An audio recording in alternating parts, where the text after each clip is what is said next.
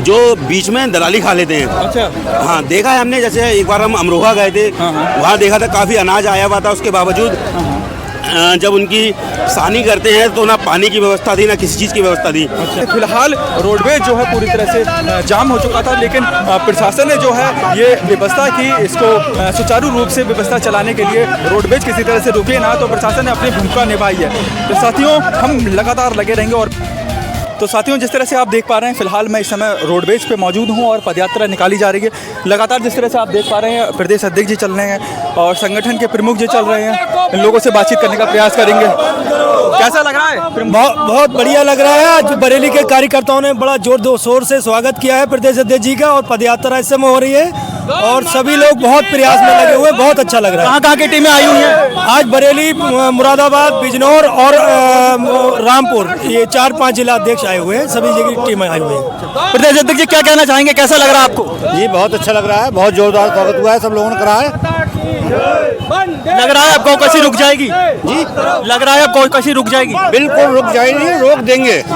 आपको साथ कैसा मिल रहा है? संगठन के लोगों का कैसा साथ मिल रहा है? बहुत बढ़िया साथ मिल रहा है और काफी साथ मिल रहा है, आगे भी मिलेगा। बहुत बहुत धन्यवाद साथियों। जिस तरह से आप देख पा रहे हैं, लगातार जो है इन लोगों के नारे लगाए जा रहे हैं। भारत माता की जय के नारे लगा रहे हैं, तमाम तरह के नारे लगा रहे हैं, गौ माता के लिए नारे लगाए जा रहे हैं। और कहीं ना कहीं साथियों ऐसा देखने को मिल रहा है कि अब संगठन कहीं ना कहीं पूरी तरह से स्ट्रांग होता हुआ नजर आ रहा है। कहीं ना कहीं और भी लोगों से हम लोग बातचीत करने का प्रयास करेंगे। कुछ कहना चाहोगे? जनता को क्या संदेश देना चाहोगे? जनता को यही संदेश देना चाहेंगे, देखिए गौ माता में सारे देवी देवता वास करते हैं और मैं चाहता हूं कि हमारे साथ साथ आप लोगों का भी ये कर्तव्य है कि गौ माता की सेवा करें।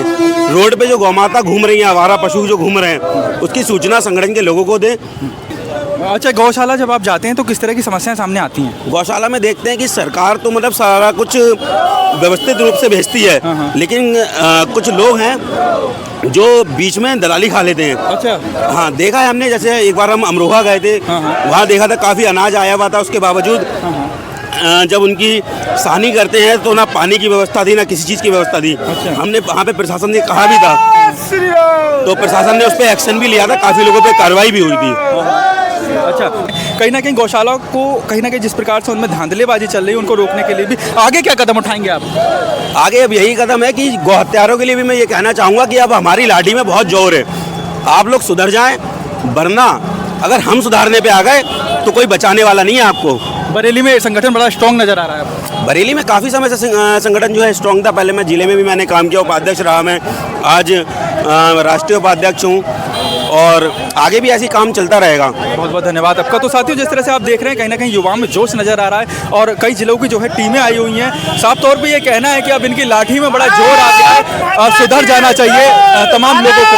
और भी लोगों से बातचीत करने का प्रयास करेंगे। मतलब जो गौकशी है उनकी हौसले अभी भी पस्त नहीं पड़े, मतलब सरकार के इतने सख्त आदेश के बावजूद भी कहीं ना कहीं, मैं कहना नहीं चाहूँगा आपको माध्यम, लेकिन कहीं ना कहीं प्रशासन की मिली भगत से ये काम हो रहा है। अच्छा, हमारे जो प्रदेश के मुखिया हैं माननीय योगी आदित्यनाथ जी लगातार गौ सेवा के लिए नए नए कानून ला रहे हैं और बजट भी दे रहे हैं, उसके बाद भी गौ हत्या रुक नहीं पा रही है। गौ माता रोडों पे भटक रही है, ऐसा क्यों? गौशालाएं भी हैं, गौशाला व्यवस्था क्यों सॉल्यूशन नहीं हो पा रही है? गौ हत्या लगातार हो रही है।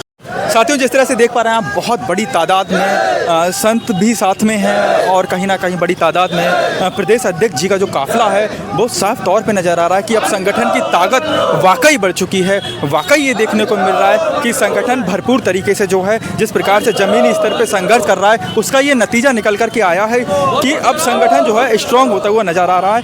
लेकिन कितनी गौशालाओं में अब सुरक्षा व्यवस्था हो पाती है गायों के लिए, ये अब देखने वाले रहे। फिलहाल रोडवेज जो है पूरी तरह से जाम हो चुका था, लेकिन प्रशासन ने जो है ये व्यवस्था की, इसको सुचारू रूप से व्यवस्था चलाने के लिए रोडवेज किसी तरह से रुके ना, तो प्रशासन ने अपनी भूमिका निभाई है। तो साथियों, हम लगातार लगे रहेंगे और भी लोगों से बातचीत करने का भरपूर तरीके से प्रयास करेंगे। कहीं ना कहीं इनका हुजूम देख करके लोगों को अब ये एहसास हो रहा है, गौ हत्यारों को ये एहसास हो रहा है कि निश्चित तौर पर अब कहीं ना कहीं उनको गौ हत्या, यदि वो किसी भी प्रकार से गौ हत्या करते हैं तो बहुत बड़ी मुसीबतों का सामना उनको करना पड़ेगा। ये कहीं ना कहीं साफ तौर पे इन लोगों का भी कहना है कि अब इनकी लाठी में बहुत दम आ गया है। अब ये साफ तौर पे ये कहना चाहते हैं कि अब कहीं ना कहीं जुल्म सहने वाले नहीं हैं और इनकी जो गाय माता हैं, इनके ऊपर जो है किसी भी तरह का जुल्म अब बर्दाश्त नहीं किया जाएगा। तो साथियों, आज अखिल भारतीय गौरक्षा परिषद के प्रदेश अध्यक्ष जी ओमकार श्रीवास्तव जी का आज प्रथम बार बरेली आगमन हुआ है और इस आगमन को लेकर के हम इस समय मौजूद हैं बरेली के सीवीगंज में महिला GTI के पास में ओम विष्णु हरि गढ़गढ़वासी आश्रम में महाराज जी से हम लोग बातचीत करेंगे। अखिल भारतीय गौ रक्षा संगठन के राष्ट्रीय संरक्षक हैं। महाराज जी, क्या कुछ कहना चाहेंगे? आज प्रदेश अध्यक्ष जी को नव नियुक्त बनाया गया है और प्रमोशन किया गया है उनका। आज हमारे श्री वास्तव जी जो हैं हमारे करीबी बड़े अच्छे शिष्य हैं और आज हमने गौ रक्षा का जो दायित्व सौंपा है इनके लिए, तो हम चाहेंगे कि हमारा आशीर्वाद है कि बड़ी अच्छी तरह से गौवंश की रक्षा करें, सनातन का कल्याण करें और अपनी व्यवस्था दे करके हमारा आशीर्वाद इनके पास है, इनका सबका कल्याण करें। महाराज जी, और आम लोगों को जो है किस तरह से जोड़ने का प्रयास संगठन कर रहा है? आम लोगों का संगठन जोड़ने का प्रयास कर रहा है। देखो, जब हम आप उत्साह के साथ काम करेंगे, जब उत्साह हमारी आपकी बनी रहेगी तो संगठन जुड़ेगा। संगठन जुड़ता है जब काम देखता है, गौवंश की सहायता देखता है, सनातन का प्रचार देखता है, तो उसके अंदर एक नई उमंग आती है। नई उमंग के साथ जुड़ेगा तो वो मन से, भाव से, श्रद्धा से काम काज करके और अपना सनातन का फर्ज निभाएगा। और जब जुड़ेगा तभी जब उसके अंदर उमंग आएगी। बिना उमंग के कोई काम करोगे तो उसमें आनंद नहीं आएगा। इसी प्रकार से हमारा सभी सनातनियों के लिए संदेश है कि भाव से, श्रद्धा से, लगन के साथ गौवंश के प्रति अपना व्यवहार दर्ज निभाएं और उनकी सहायता करके अपना कल्याण करें। महाराज जी, क्षेत्रवासियों को क्या संदेश देना चाहेंगे? लोगों में बड़ा उत्साह दिखाई दे रहा है। क्षेत्रवासियों को हम यही संदेश देना चाहेंगे, जैसे हमारे किसान अन्नदाता हैं, किसान हमारे अन्नदाता हैं, तो अन्नदाता हैं वो, उनको क्या करना चाहिए कि हमारे खेतों में कहीं कहीं ब्लेड के तार लगे हुए हैं, हमारा गौवंश कट जाता है, हमारा गौवंश परेशान होता है।